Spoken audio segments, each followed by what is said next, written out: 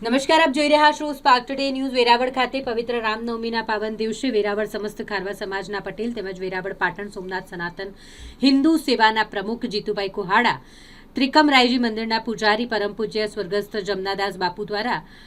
વર્ષોની પરંપરાગત ભગવાન શ્રી રામચંદ્ર શોભાયાત્રાનું આયોજન કરવામાં આવતું હોય છે, જેમાં જીતુભાઈ કુહાડા અને કિશોરભાઈ કુહાડાનું અને ત્રિકમરાયજી મંદિરના મહંત પરમ પૂજ્ય સ્વ જમનાદાસ બાપુના તસવીરને પણ નગરજનોએ ઠેર ઠેર ગુલાબના હારતોરા પહેરાવીને સ્વાગત કર્યું। નગરજનોએ ઠેર ઠેર સ્ટોલ નાખી અને ભગવાન રામચંદ્રની યાત્રામાં પધારેલા લોકોનું ઠંડા પીણા અને નારિયેળ પાણી પીવડાવી સ્વાગત કર્યું હતું। ખાસ કરીને વેરાવળ સમસ્ત ખારવા સમાજના આગેવાનોનું લોકો દ્વારા હારતોરા પહેરાવી અને સન્માન કરવામાં આવ્યું હતું। આ વિશેષ જ્યારે રામનવમીની શોભાયાત્રા નીકળી હોય એટલે મોટી સંખ્યામાં શહેરીજનો શોભાયાત્રામાં જોડાયા હતા। સીતારામ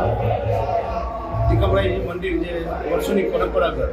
જ્યારે નવાબ સાહેબ હતો ત્યારે પણ રથયાત્રા નીકળતી હતી અને આજે ફરી રામનવમીના દિવસે 26 તારીખના રોજ જે ભગવાન શ્રી રામચંદ્રની ત્રિકમરાય મંદિરથી જે રથયાત્રાનો પ્રારંભ થઈ રહ્યો છે અને અમારા પરમ પૂજ્ય મહારાજ અહીં ત્રિકમરાય મંદિરના જે આખું પરિવાર જે મંદિર ભક્તિમાં જે કાયમી અહીંયા રામકથા વાંચે છે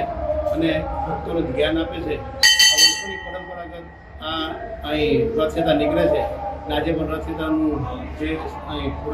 સ્ટાર્ટ થઈ રહ્યું છે તો ત્રિકમરાય મંદિરથી થઈ આખા સોની બજાર સત્તા બજાર થઈ